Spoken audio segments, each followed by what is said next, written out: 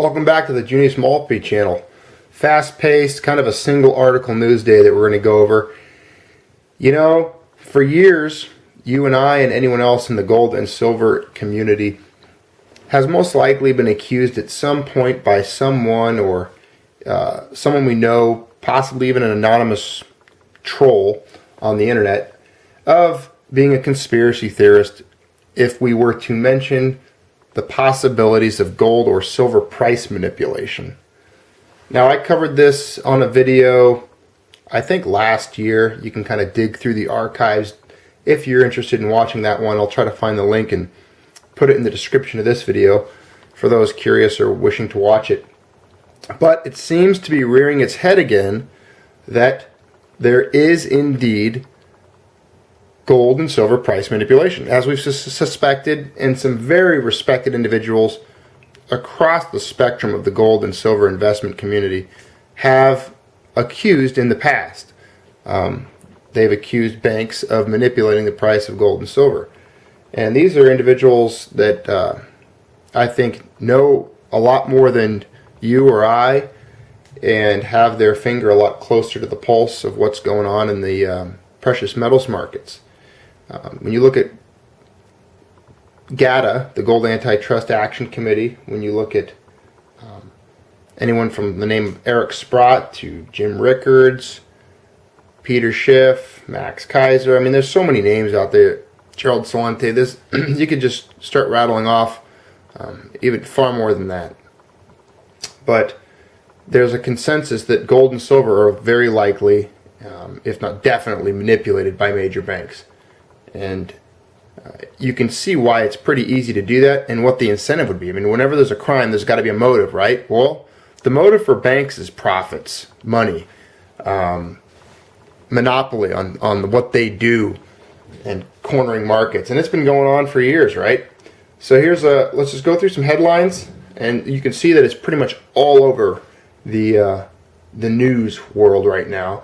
And I gotta say, I gotta add to it again, I love how the mainstream, the MSM, the mainstream media, financial media anyways, they act like when these things break the news, like we talked about last time with currency wars, that it's brand new information. Like it just was discovered, it just happened. And these are the very individuals that were accusing you and myself of possibly being conspiracy theorists, crazy, tinfoil hat wearing, you know, psychopaths. But banks face U.S. manipulation probe over metals pricing.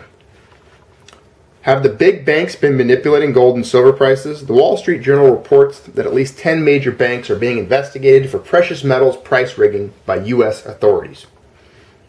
Look at this list of articles. I mean, you can just scroll down it here, and it got picked up everywhere. Now, what I would ask you guys is, what are your thoughts? You know, this is a conversation. This is the Junius Maltby channel where we discuss these kinds of things. So, you know, I'd like you guys to share your opinion on the gold and silver price manipulations. So just go ahead and pop those down in the comment section when you're done watching this. But if you don't believe that it's happening, that's fine. You can explain the rationale behind your thoughts and why you think that it's not being manipulated, because I think the evidence is overwhelming. We're going to get to a question at the end of this video on why this is important, if this is indeed happening, because it comes down to trust. So Swiss watchdogs are looking at possible gold market manipulation. I cut some clips out here, so we'll take a look at those. And this is out of Bloomberg. The U.S. Justice Department is investigating whether the world's biggest banks manipulated prices of precious metals such as silver and gold as it pushes to wrap up probes into currency rate rigging, according to people with knowledge of the matter. I got a couple problems with that right there. The fact that the U.S. Justice Department has anything to do with the investigation. I wouldn't even want the Security and Exchange Commission investigating this, because I mean, look at what you have, the potential. You have lobbyists, you have tons of dark money flowing into politics, and there's a very good chance that people are going to be told to look the other way, to not look at certain facts. And it's very unfortunate that we don't have some non-biased or third-party I just don't feel like justice. Again, I don't think the U.S. Justice Department is very good at serving justice. I think that it's like any government agency that has the name of a particular attribute in their agency's name. They're usually not very good at it, or they don't have anything to do with that. For example, the Department of Energy. It doesn't create energy. It merely, at most of the time, hinders the creation of energy. So I think the U.S. Department of Justice, Justice Department, has nothing to do with justice at this point.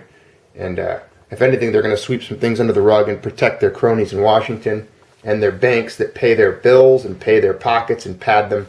And just, so we'll keep going here. At least 10 banks, including Barclays, JP Morgan Chase, you've seen that name mentioned before with silver price manipulation if you're familiar with it, and Deutsche Bank AG are being probed by the Justice Department's Antitrust Division, said one of the people who asked not to be identified because the matter is confidential. Which, why should it be confidential? This should be right out in the open. If you and I get to know all the little intricate details of celebrities and their lives, and if the government gets to know all the intricate details of your life and my life under the guise of the drug war or terrorism, we've got SOPA, the Patriot Act, this new thing where they're trying to save the internet. There's nothing private in our lives.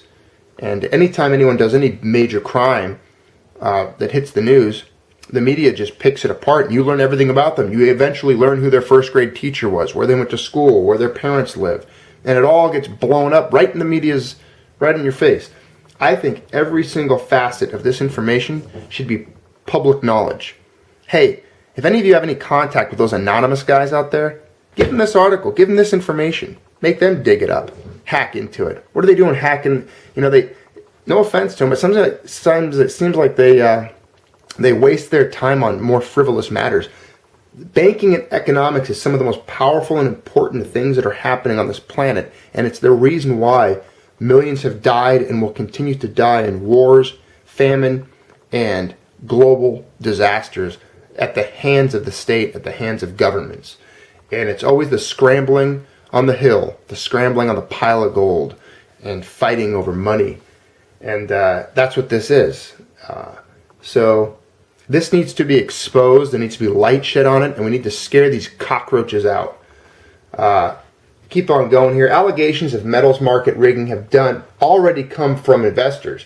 JP Morgan in March 2014 won a federal appeals court ruling dismissing a complaint from investors who accused the bank of manipulating the prices of silver, futures, and options.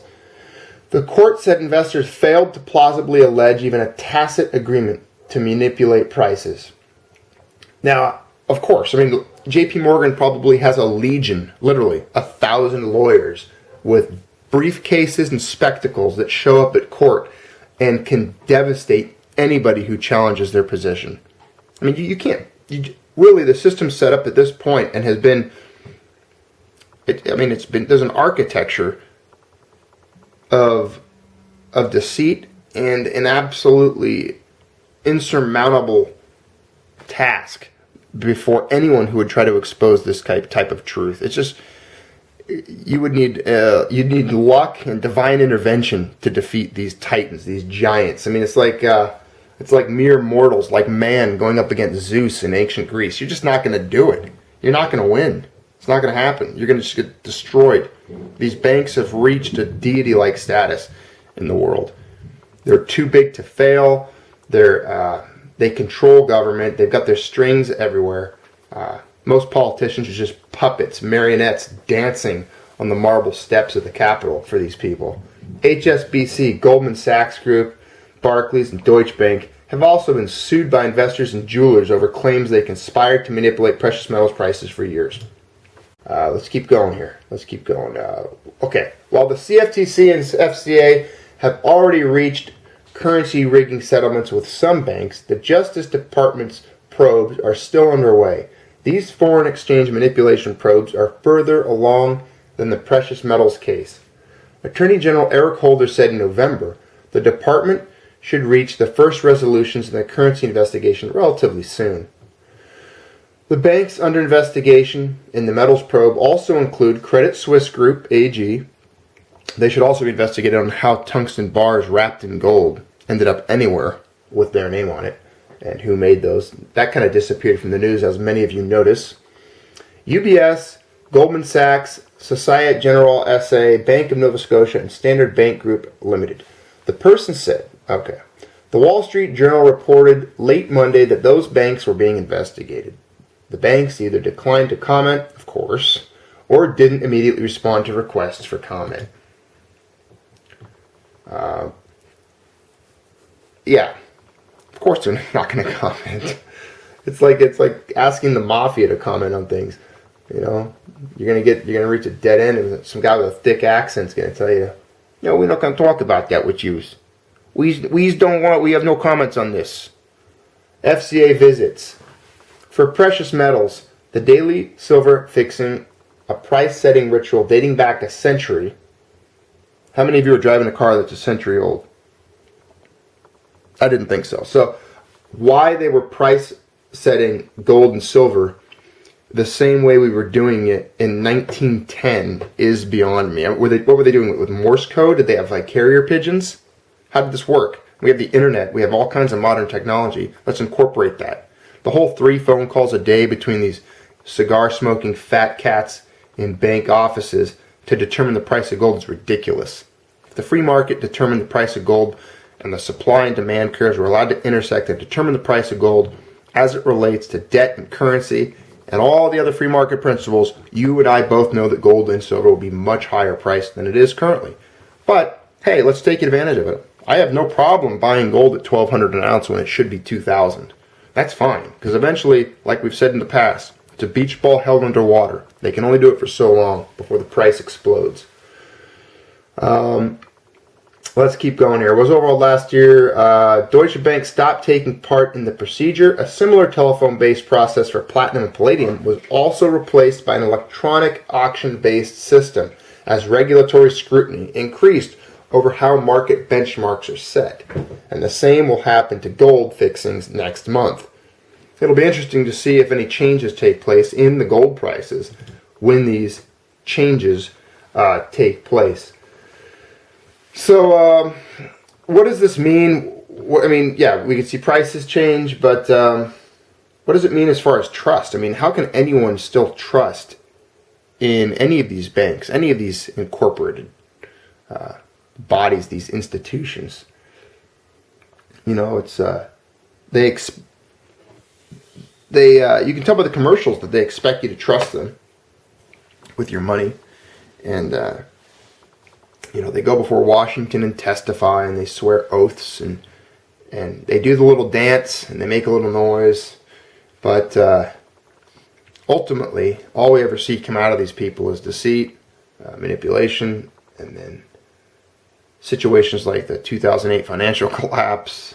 And, you know, all these people that are supposedly highly educated and have degrees in business and finance, these are the very people that create all of the chaos and problems in the markets. You know, if they were so good at what they did, and if they were such educated experts in their field, then how do we have these types of market collapses and hyperinflations or inflations and deflations and just market chaos all the time? You would think eventually that it just wouldn't happen, right?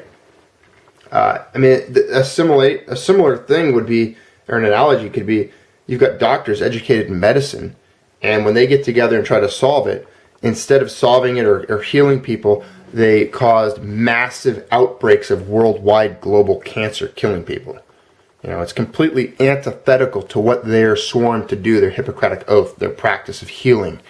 And I think the same of, you know, bankers.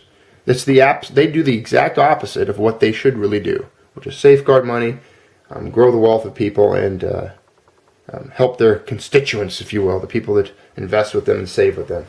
Instead, they are thieves and robbers and destroyers of things that are good. All right, that's my soapbox sermon today. I know some of you are probably thinking I went a little bit over the top, but you know, this kind of stuff just puts me in a kind of a sour mood towards those institutions and those individuals. So the only thing we can do about it is hope for the best, and I don't know. I guess keep stacking. As usual, keep stacking, bro. and just wait it out.